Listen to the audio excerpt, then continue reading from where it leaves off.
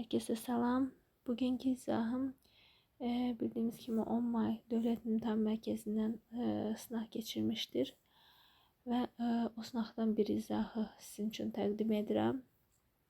Python dilində yazılmış proqram nəticəsini müəyyən edin. İlk öncə dediyim kimi həmişə funksiyada aşağıya baxırıq. İlk öncə x bərabərdir f1 3 1 3 f2 1 2 x, yəni x'in nəticəsini birinci tapırıq, sonra y-ə keçirik. Burada f1 3 1 3'dür. Yəni burada f1 qoyulub yuxarıda 3 1 3 qoyulub. Onu yazırıq. 3 böyükdürmü 1-dən? Bəli, and burada. B, yəni 1 böyükdürmü 3'dən? Xeyr. O zaman return'a getmədik. Elsa'ya getdik. Return A sayısını 2 vursun B.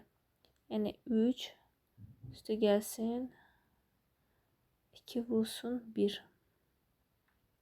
Cevap 5. Burada 5 oldu. Qayıtdıq bura y-ə. F2 demək oldu 2. Daha doğrusu 1 2 x'de 5 oldu. Koyduk bura. F2 burada yazılıb. Gördüğünüz gibi. Burada 1 2 5'ti. A bərabərdir. 5 ise yani 2 üstəsin 5 7 olur. A 7'dir. B bərabərdir.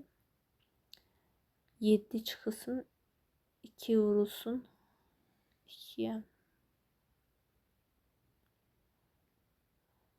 2 4 alınır. 7'de çıkırsan 3 alınır. Burada da yazılıb. Return A sayısın B, yani 7 üstəsin 3. Yani 10 edir o da. 10 üstə gəlsin F1 dersede burada A7'dir. B 3 etti. C de 5 olduğu kimi qalır. Şimdi bunu F1'ə təzədən qaydıraq. Bu F1'ə təzədən qaydıraq. O zaman A 7 böyükdür 3'dən. Bəli. And B 3 böyükdür B 3'dən. Xeyr. Yine bunu silerik. Təzədən Elsa'ya qaydıraq return'a. A sayısını 2 vursun B. A bərabər A sayısını daha doğrusu burada A7'dir. 7 üstə gəlsin 2 vursun 3'e. B3'tür.